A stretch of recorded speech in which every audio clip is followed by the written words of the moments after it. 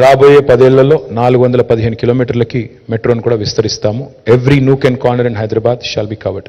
Next, ఇన్నోవేషన్లో ఇవాళ we're one of the leaders in the country, recognized by number of foreign and national institutions of repute. All these are institutions that have been created in the last 8 years. మన పిల్లల కోసం వాళ్ళు ఉద్యోగార్థులు మాత్రమే ఉండకూడదు, వాళ్ళు 10 మందికి ఉద్యోగాలు సృష్టించాలి అనే ఒక ఎజెండాతో సృష్టించింది ఇది. ఇక last 2. Next, well, Hyderabad has won number of awards.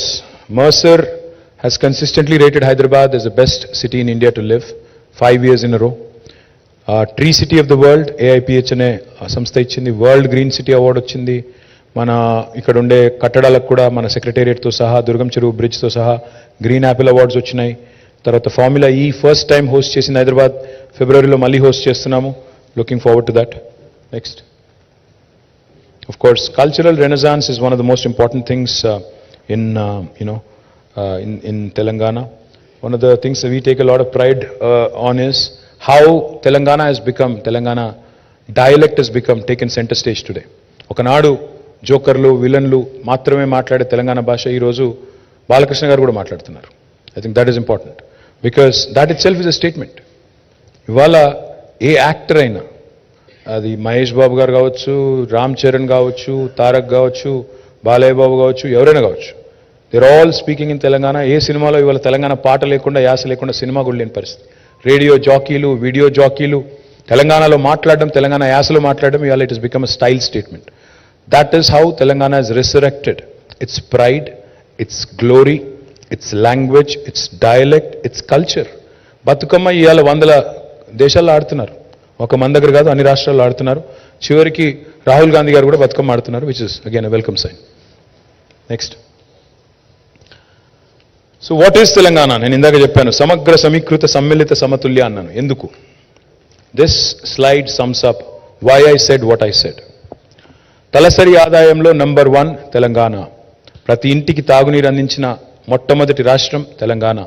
ప్రపంచంలో అత్యంత ఎత్తైన పెద్దదైన భారీ ఎత్తిపోతల పథకాన్ని రికార్డు సమయంలో పూర్తి చేసిన రాష్ట్రం తెలంగాణ. గ్రామీణ అభివృద్ధిలో హైయెస్ట్ అవార్డ్స్ తెలంగాణ. వరి ఉత్పత్తిలో దేశంలో నంబర్ 1, మావాడు తప్పు రాశాడు, నంబర్ 1 ఇప్పుడు. ఐటీ ఉద్యోగాల కల్పనలో number 1 Telangana. We beat Bengaluru last 2 years. Second highest number of municipal awards. But pro rata తీసుకుంటే మహారాష్ట్ర కంటే మన జనాభాలో తక్కువ కాబట్టి వాళ్ళకి 28 అవార్డులు వచ్చినాయి, మనకి 26 వచ్చినాయి. ఆ రకంగా కూడా నంబర్ 1, బట్ నంబర్ 2 అనుకున్నా పర్లేదు. 7.7% green cover increase Telangana highest. దేశ జీడీపీలో అత్యధిక సహకారం అందిస్తున్న 4 రాష్ట్రాలు. We are only 2.5% of India, but 5% contribution to GDP and fastest growing GDP in the country. దేశంలో అత్యుత్తమమైన పారిశ్రామిక విధానం కలిగిన రాష్ట్రం. ఈజ్ ఆఫ్ డూయింగ్ బిజినెస్లో 3rd ర్యాంక్. అతిపెద్ద టెక్స్టైల్ పార్క్ ఉన్న రాష్ట్రం. Vaccine capital of the world, not India. Highest per capita power consumption, తలసరి విద్యుత్ వినియోగంలో అత్యధికం, అగ్రగామి. సాంప్రదాయేతర ఇంధన ఉత్పత్తిలో అంటే సోలార్ ఎనర్జీలో కూడా we are number 2 in the country. దేశంలోనే అప్పులు కొంతమంది మాట్లాడుతుంటారు, నేను నిర్మల గారు కూడా వచ్చి మాట్లాడారు ఆఖరికి. మీరు అప్పుల పాలు చేశారు తెలంగాణ అన్నారు. సరే, మోడీ గారు అప్పుల పాలు చేశారు, మేం కాదు.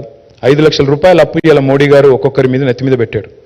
మోడీ వచ్చినాడు దేశం అప్పు 56 లక్షల కోట్లు. మోడీ ఒక్కరు అంటే 14 మంది ప్రధానమంత్రులు కలిపి చేసిన అప్పు 56 లక్షల కోట్లు. ఒక్క మోడీ గారు చేసింది 114 లక్షల కోట్లు. So literally now it is about 170 lakh crores అనుకుంటే, 145 మన పాపులేషన్ అనుకుంటే, మరి 145 crores అనుకుంటే you can do the math. అదేవిధంగా మనం తెలంగాణ చూస్తే బాటమ్ 5లో ఉంది. డెట్ జిఎస్డిపి రేషియోలో we are rank 23rd in the country. In 28 states we are rank 23rd.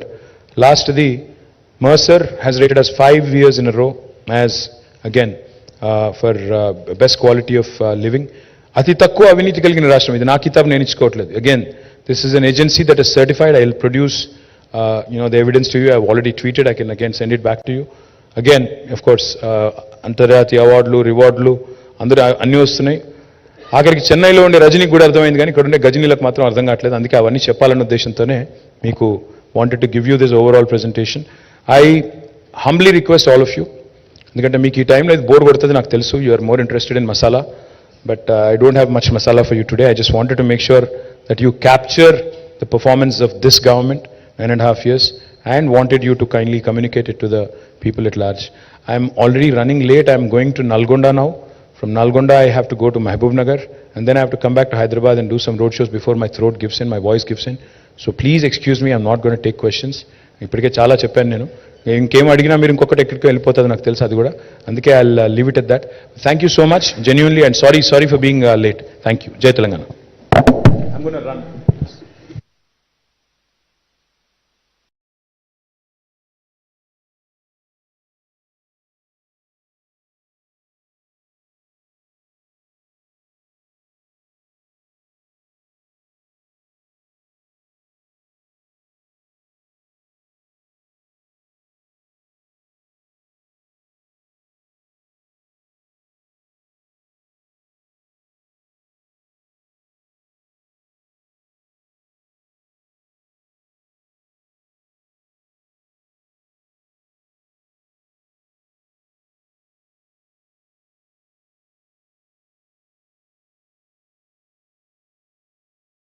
మనం ఒక్కసారి కాంటెక్స్ట్ కూడా అర్థం చేసుకుంటే, తెలంగాణ రాష్ట్రం ఏర్పడ్డ కాంటెక్స్ట్ కూడా అర్థం చేసుకుంటే మీకు తెలుసు, సెప్టెంబర్ 17, 1948 వరకు 1948 వరకు తెలంగాణ ప్రాంతం అంటే ఆ రోజు హైదరాబాద్ రాష్ట్రంలో ఏదైతే ఉండేనో, మనకు భారతదేశానికి స్వాతంత్రం వచ్చిన తర్వాత ఒక సంవత్సరం తర్వాత మనకి స్వాతంత్రం వచ్చిన విషయం మీకు తెలుసు.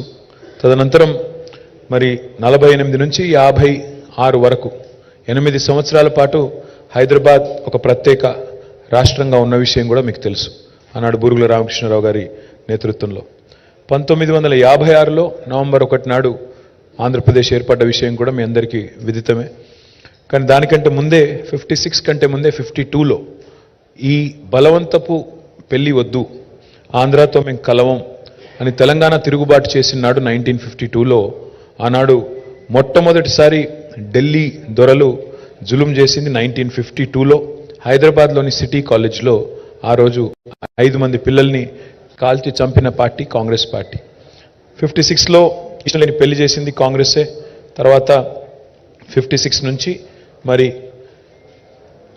2014 దాకా 1956 నుంచి 2014 దాకా రకరకాల రూపాల్లో తెలంగాణ ఉద్యమం నడిచిన విషయం మీకు తెలుసు. చివరికి June 2, 2014 నాడు తెలంగాణ ఏర్పడ్డ విషయం కూడా మీకు తెలుసు. Next slide please. Just wanted to give you an understanding of what Telangana was in 2014 and what it is in 2023. We have done number of administrative decentralization measures. We have taken number of administrative decentralization measures. You know, 10 జిల్లాలు ఉన్న తెలంగాణ 23 జిల్లాల 33 జిల్లాల తెలంగాణగా అవతరించింది. 23 జిల్లాలు అదనంగా add చేయడం జరిగింది.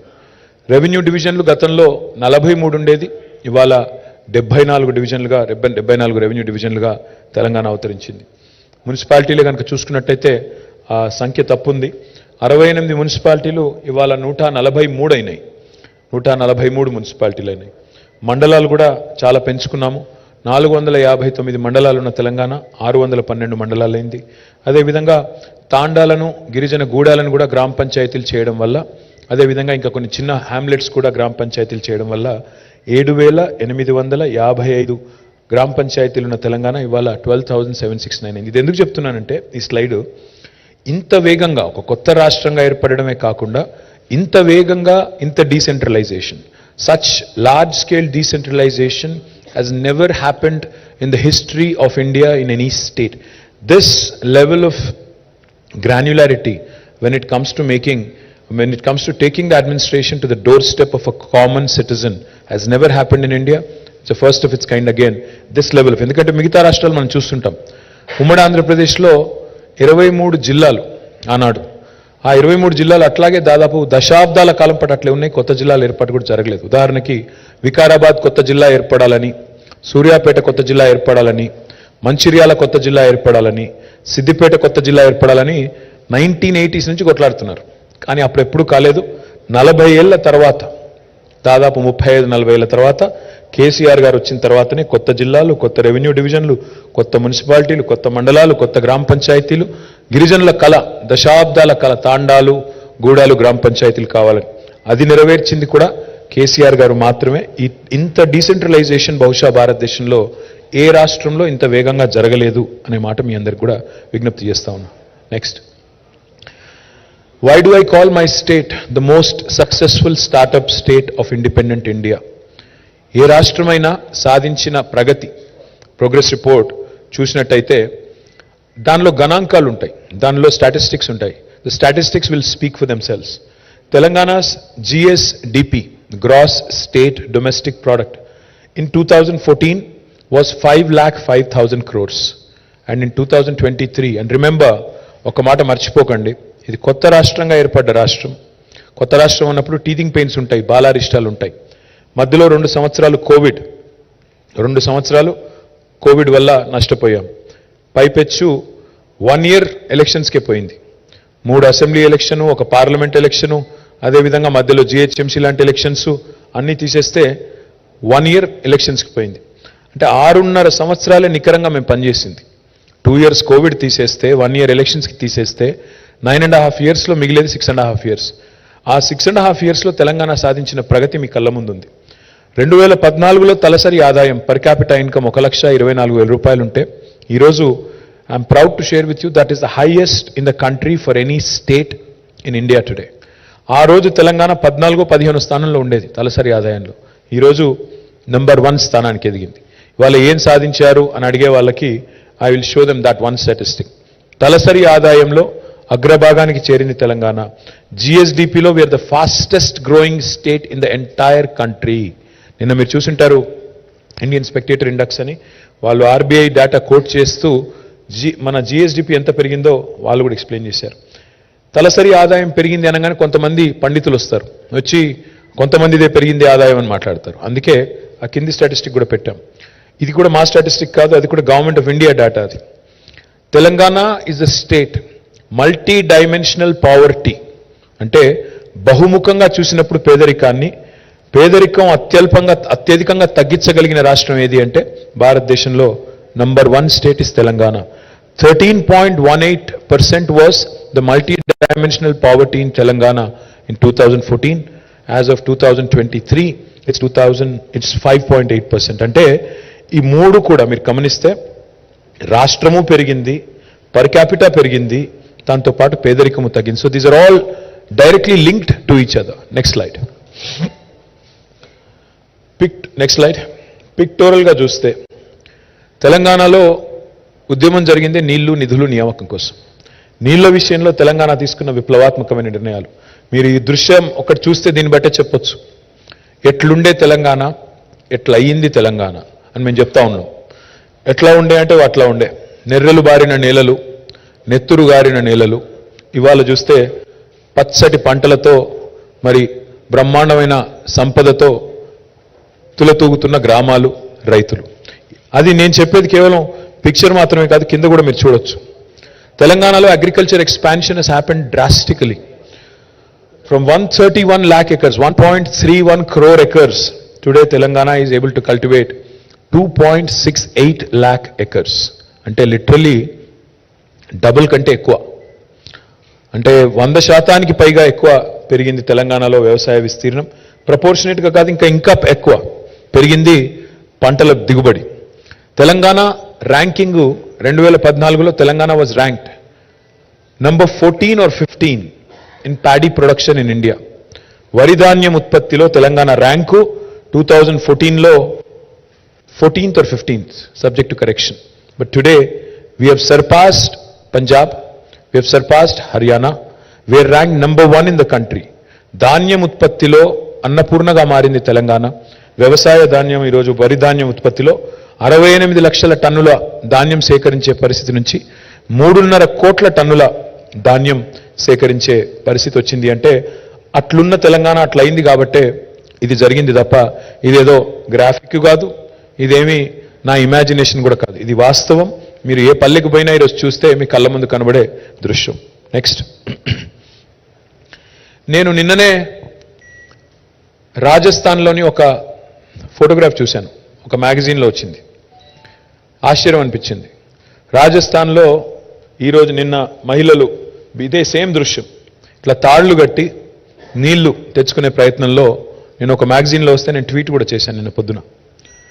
ఇది తెలంగాణలో కూడా ఇదే దృశ్యం 2014 ముందు ఉండేది. 2023లో ఈరోజు చూస్తే I'm proud as a Telangana citizen that we are the first state in the country to have provided a portable drinking water connection to each and every home. ప్రతి ఇంటికి నల్లా ఇస్తాను లేకపోతే ఓట్లు అడగను అనే నాయకుడు కేసీఆర్ మాట నిలబెట్టుకున్నారు కాబట్టే కేంద్ర ప్రభుత్వం స్వయంగా చెప్పింది పార్లమెంట్లో Telangana is the first state in the country to have achieve this rare feet. తాగునీరు లేక అవస్థలు ఆనాడు, ఫ్లోరైడ్తో జీవోత్సవాలైన పరిస్థితి ఆనాడు బిందెలు పట్టుకొని కుందలు పట్టుకొని కిలోమీటర్లు పోయి చివరికి బాయిల కాడ యుద్ధాలు చేసే పరిస్థితి నుంచి ఇవాళ ఇంటి ముందు నల్లా వచ్చి మిషన్ భగీరథ ద్వారా 37,000 కోట్ల రూపాయలు ఖర్చు చేసి బ్రహ్మాండంగా మరి ఆ ప్రాజెక్టు పూర్తి చేసి దేశానికి ఆదర్శమైంది Telangana. There was a saying, what Bengal does today India does tomorrow. But today I can proudly say what Telangana does today India does tomorrow. Our mission Bhagiratha became an example to the government in India, to the union government, and they have launched what is called as Har Ghar Jal.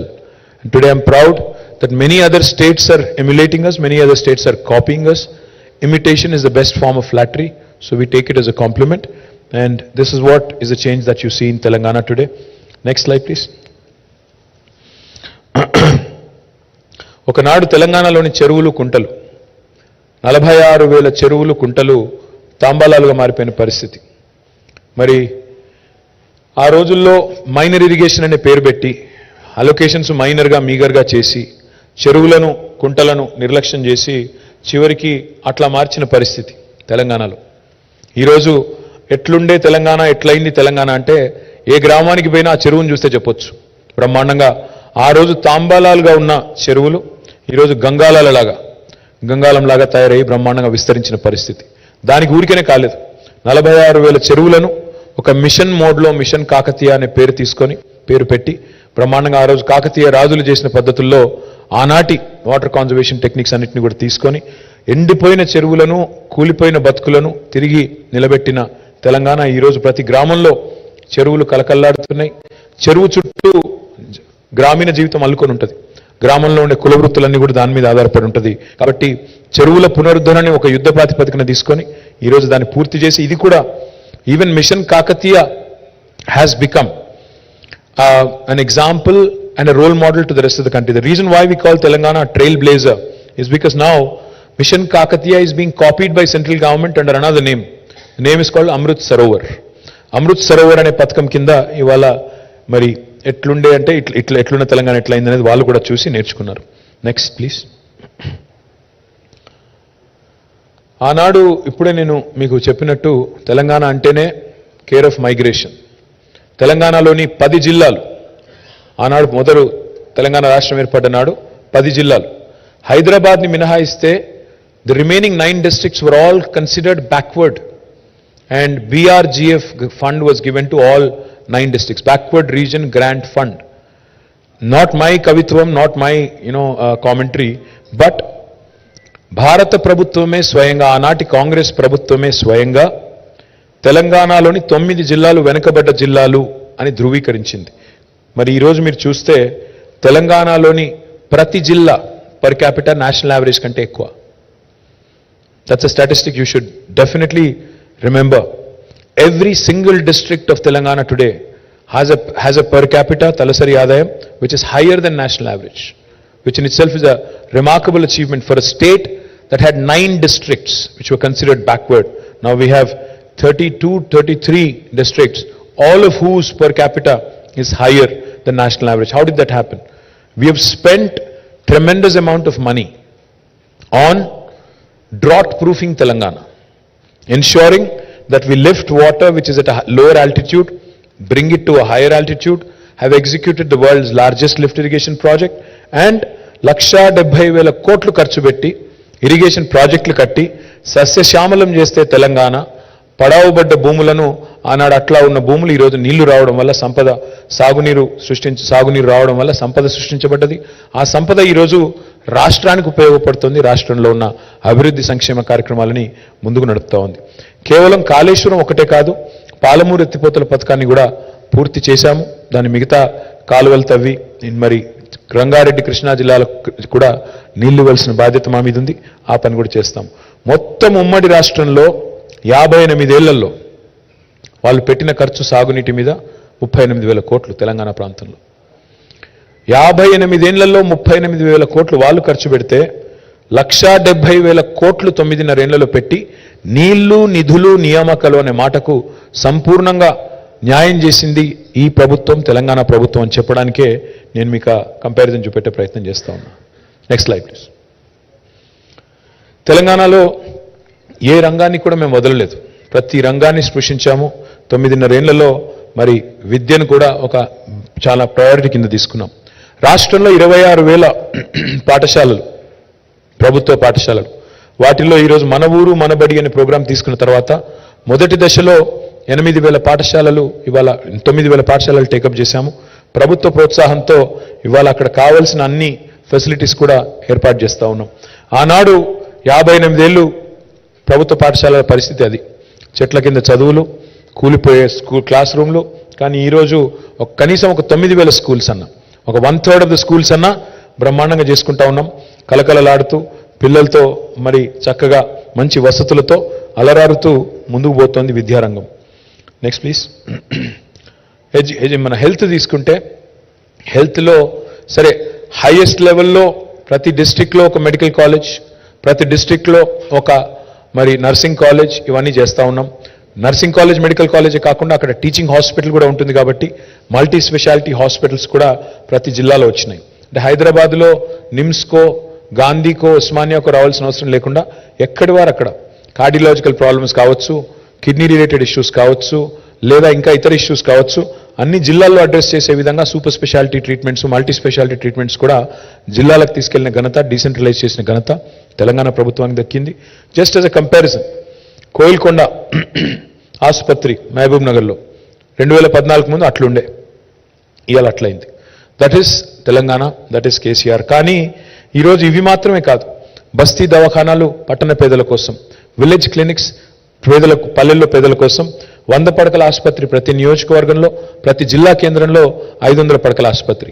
There is no state in India which has decentralized healthcare infrastructure so much. As a result of all these investments, as a result of spending money on this, మనకి నీతి ఆయోగ్లో 11th rank నుంచి ఈరోజు 3rd rank ఎగబాకింది Telangana health care ఇండెక్స్లో, which in itself is a humongous achievement. ఎందుకంటే మనకంటే ముందునే 2 రాష్ట్రాలు, Kerala, Tamil Nadu. I'm very confident that we'll come to number 1 spot in healthcare index as well with all the initiatives that we have taken. We have risen from 11th to 3rd. రాబోయే రోజుల్లో మొదటి స్థానానికి కూడా ఎగబాగుతాము అనే సంపూర్ణమైన విశ్వాసం నాకుంది. ఈ దేశం అగ్రేరియన్ దేశం, ఈ దేశం వ్యవసాయ ఆధార దేశం. మన రాష్ట్రం కూడా దానికి అతీతం కాదు, మినహాయింపు కాదు. ఇవాళ తెలంగాణ భారతదేశంలోనే రైతును రాజును చేసిన ఒకే ఒక్క రాష్ట్రం తెలంగాణ అని నిర్ద్వందంగా చెప్పొచ్చు.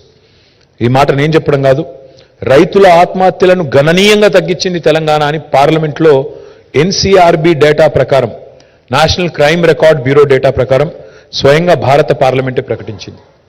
దానికి కారణం, దానికి బేస్ ఏంటి, బేసిస్ ఏంటి అంటే ఇవాళ మీరు ఒక్క నిమిషం చూడొచ్చు. What are the inputs, what are the interventions that are made by government of Telangana, which has resulted in expansion of agriculture activity and creation of additional infrastructure for farmers. 24 గంటల ఉచిత విద్యుత్ రైతులకు ఇచ్చే ఒకే ఒక్క రాష్ట్రం భారతదేశంలో Telangana. We are spending 1,000 crores per month ఉచిత విద్యుత్ రైతులకు ఇవ్వడానికి, వ్యవసాయానికి ఇవ్వడానికి నెలకు 1,000 కోట్ల రూపాయలు పెట్టి సంవత్సరానికి 12,000 కోట్ల రూపాయలు ఖర్చు పెట్టే ఒకే ఒక్క రాష్ట్రం Telangana. Raitu Bandhu is a historic initiative, again copied by Government of India in the name PM Kisan. Raitu Bandhu పెట్టేదాకా KCR గారు ఈ భారతదేశంలో 75 ఏళ్లలో ఏ ముఖ్యమంత్రి, ఏ ప్రధానమంత్రి ఫార్మర్కి ఇన్పుట్ ఇచ్చిన నాయకుడు లేడు, ఫార్మ్ ఇన్పుట్ ఇచ్చిన నాయకుడు లేడు.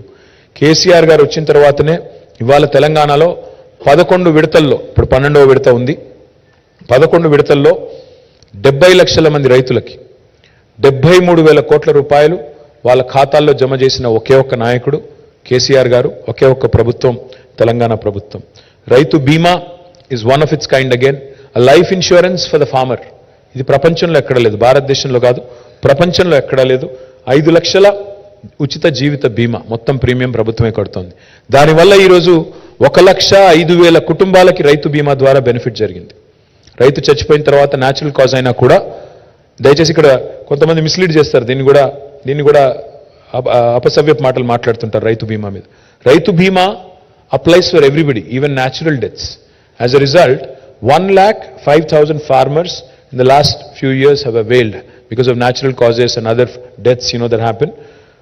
5 లక్షల రూపాయల ఉచిత జీవిత బీమా ద్వారా దాదాపు 5,500 కోట్లు, సబ్జెక్ట్ టు కరెక్షన్, దాదాపు ఇప్పటిదాకా డిస్బర్స్మెంట్ కూడా జరిగింది. పండిన ప్రతి గింజను కొనుగోలు చేసే ఒకే ఒక్క రాష్ట్రం తెలంగాణ. పక్కనే ఉన్న ఛత్తీస్గఢ్లో ఎకరానికి దెర్ ఇస్ ఎ సీలింగ్, మేము 12 క్వింటాలు కొంటాము, ఆ పైన కొనము అనేది వాళ్ళ కండిషన్. వేరే రాష్ట్రాల్లో పీడిఎస్కి సరిపడా మాత్రమే కొంటాము, మిగతాది కొనము అంటారు. కానీ తెలంగాణ అట్లా కాదు, వితౌట్ ఎనీ సీలింగ్ ఇవాళ పండించిన ప్రతి గింజను కొనడమే కాకుండా ఎంఎస్పీ ఇచ్చే ఒకే ఒక్క రాష్ట్రం తెలంగాణ. ఒక్క మాటలో చెప్పాలి అంటే ఎంత పెరిగింది వ్యవసాయ విస్తరణ అంటే, ఇవాళ 5,000 ఎకరాలకు ఒక క్లస్టర్ పెట్టి 2,603 రైతు వేదికలు కట్టి ప్రతి క్లస్టర్కి ఒక వ్యవసాయ విస్తరణ అధికారిని పెట్టి, అగ్రికల్చర్ ఎక్స్టెన్షన్ ఆఫీసర్ని పెట్టి, అదేవిధంగా కొత్త గోడౌన్స్ కూడా కట్టి, ఆనాడు మరి మీరు చూసినట్టయితే 7.38 lakh మెట్రిక్ టన్స్ మాత్రమే స్టోరేజ్ కెపాసిటీ. 58 ఇయర్స్లో 58 ఏళ్లలో మొత్తం కలిపి కట్టిన గోడౌన్ కెపాసిటీ ఎంత తెలంగాణలో అంటే 7.38 lakh మెట్రిక్ టన్స్. ఈరోజు we've almost tripled it. 24.73 లక్షల మెట్రిక్ టన్నుల సామర్థ్యానికి, గోదాముల సామర్థ్యాన్ని పెంచింది Telangana. Because of all these efforts, because of all these interventions, ఇవన్నీ చేయడం వల్లనే తెలంగాణ ఈరోజు భారతదేశానికి అన్నపూర్ణగా మారింది. Granary of India is Telangana today because of all these interventions. Now we would want to do this elsewhere in India as well, and that's why our party is also going national. Next please.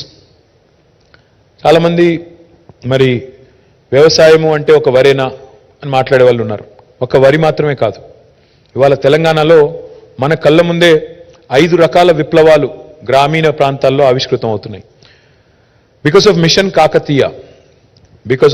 Kakatiya, Telangana today is the number 1 state for inland fisheries. దాన్ని నీలి విప్లవం అంటారు. మీరు దాన్ని చూడొచ్చు, numbers కూడా చూడొచ్చు. 2014-15లో తెలంగాణలో ఉత్పత్తి అయ్యే చేపల పరిమాణం 2.68 లక్షల టన్నులు, ఈరోజు 3.9 లక్షల టన్నులు. అంటే దాదాపు తెలంగాణ వచ్చిన తర్వాత ఇవాళ ఒక్క మత్స్యకారుల కోసమే మేము సృష్టించగలిగిన సంపద ఒక 1,000-1,500 కోట్ల పెట్టుబడితో we have been able to create a wealth of 30,000+ crores of rupees through blue revolution, which is down below. ఒక బ్లూ రెవల్యూషన్ ఒకవైపు ఉంది, రెండవ హరిత విప్లవం, సస్య విప్లవం 68 లక్షల మెట్రిక్ టన్నుల నుంచి 3.5 కోట్ల టన్నులకి వరిధాన్యం పెరిగింది, కాటన్ ప్రొడక్షన్ పెరిగింది, సోయా ప్రొడక్షన్ పెరిగింది, మిగతాయి కూడా పెరిగినాయి. ఒకవైపు శ్వేత విప్లవం, వైట్ రెవల్యూషన్. ఈరోజు పాల ఉత్పత్తి చూసుకుంటే తెలంగాణలో, బికాస్ పాడి పంట అంటారు, పంట వేరు పాడి వేరు కాదు. Dairy farmers and farmers in most cases are one and the same. కాబట్టి పాల ఉత్పత్తి కూడా చూస్తే ఆనాడు లాసెస్లో ఉండే state government dairy Vijaya dairy ఈరోజు ప్రాఫిటబుల్ అయింది, గవర్నమెంట్కి డివిడెండ్ ఇస్తుంది.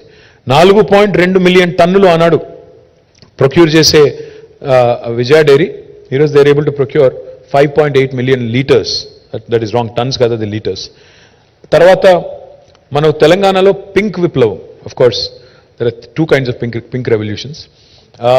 One is, of course, we are going to come back the third term, so that will be another unique thing. But in 2012, because for lack of data in 2014, the total livestock count was about 12.8 million, ante 1.24 crore animals, that is sheep and goat. But today that has risen again, highest in the country. Highest livestock growth for any state in the country is Telangana. Now the number is 19.1 million, almost 2 crores. అంటే దీనివల్ల ఏం జరుగుతుందంటే meet processing industry కూడా, లేకపోతే హైదరాబాద్కి రోజుకి 600 లారీలు వచ్చేది. 600 లారీల్లో గొర్రెలు మేకలు మన కట్టెల మండికి, మన హైదరాబాద్కి ఇక్కడ ఉండే మీట్ ఈటర్స్ కోసం వచ్చేది. అది కూడా మారుతుంది. ఇప్పుడు కొత్తగా రాబోతోంది ఒక పసుపు విప్లవం. పసుపు విప్లవం అంటే oil palm revolution. We have set a very ambitious target. మనకి 20 లక్షల ఎకరాలకు తీసుకుని వెళ్ళాలనుకుంటున్నాం ఆయిల్ పామ్ ప్రొడక్షన్. 2014లో కేవలం 27,000 acres-లో ఉండేది. Our goal, our dream is to take it to 20 lakh acres. We are already almost 10% on the way. ఇప్పుడు దాదాపు 2 లక్షల ఎకరాలకు చేరుకున్నాం oil palm cultivation. Now our task is to go all the way to 20 lakh acres. So between all these five revolutions, ఎందుకు important అంటే prime minister talks about doubling farmers income. Farmer income డైలాగులతో double కాదు, farmer income జుమ్లాలతో double కాదు. Farmer income double కావాలంటే allied sectors, agriculture and allied sectors also have to be supported. That's exactly what Telangana has done. పాడి పంట రెండిటిని focus చేసింది తెలంగాణ. ఇవాళ మీరు చూసినట్టయితే ఈ రకమైన ఒక అరుదైన బ్యాలెన్స్ సమతుల్యత భారతదేశంలో ఎక్కడ లేదు. That's why I say that my state is a pioneer and a trailblazer. Next, please. There are a lot of people, saying a lot of nasty things about Kaleshwaram of late. Kaleshwaram అనే project యొక్క గొప్పతనాన్ని అర్థం చేసుకోకుండా నోటికొచ్చినట్టు మాట్లాడే వాళ్ళకి నా విజ్ఞప్తి ఏమంటే, Kaleshwaram is not one barrage, Kaleshwaram is not one reservoir, Kaleshwaram is not one pump house, Kaleshwaram is not one canal. Kaleshwaram is 3 barrages, a combination of 3 barrages, 20 reservoirs, 20 lifts, 1,531 kilometers of gravity canals and 203 kilometers of tunnels. Let me also add, this will also include 147 TMCs of storage reservoir capacity, and again also taking care of 45 lakh acres of cultivation. More importantly, domestic consumption through Mission Bhagirath, and more importantly also 10% earmark for industrial consumption. It's a multi-purpose project. Within 4 years, less than 4 years, we have completed this project. It is the world's largest lift irrigation project. For those of you who doubt, for those of you who ask, was Kaleshwaram necessary? Let me tell you. The topography of Telangana is such. Telangana loni భౌగోళిక పరిస్థితులు ఏంటి అంటే, నదులు కింద ఉన్నాయి, భూమి పైన ఉంది. నీళ్లను కింది నుంచి పైకి తీసుకొని రావడం తప్ప వేరే మార్గం లేదు. మనం గ్రావిటీ టనల్స్ ద్వారా తీసుకొని రావాలంటే ఇంకా ఎక్కువ ఎక్స్పెన్సివ్ అవుతుంది. అందుకే 82 మీటర్లు మేడిగడ్డ దగ్గర ఎక్కడైతే గోదావరి ప్రాణహితల సంగమం ఉంటుందో అక్కడ నీళ్లను ట్యాప్ చేసి 618 మీటర్ల స్థాయికి నీళ్లు లిఫ్ట్ చేసే అద్భుతమైన అరుదైన ప్రాజెక్టు కాళేశ్వరం. ఆ ప్రాజెక్టులో భాగంగా ఇవాళ 3 బరాజులు, 20 రిజర్వాయర్లు, 20 లిఫ్టులు, ఇన్ని గ్రావిటీ కెనాల్స్, ఇన్ని టనల్స్ ఇవన్నీ పూర్తయినాయి. ఇంకా పిల్ల కాలువలు ఒకటి పూర్తి చేయాలి. అది కూడా చేస్తే 45 లక్షల ఎకరాలకు నీళ్ళిచ్చే ప్రపంచంలోనే అతిపెద్ద lift irrigation project Kaleshwaram. Medigadda barrage గురించి కొంతమంది మాట్లాడుతున్నారు. బరాజుల్లో సమస్యలు తలెత్తడం సర్వసాధారణం.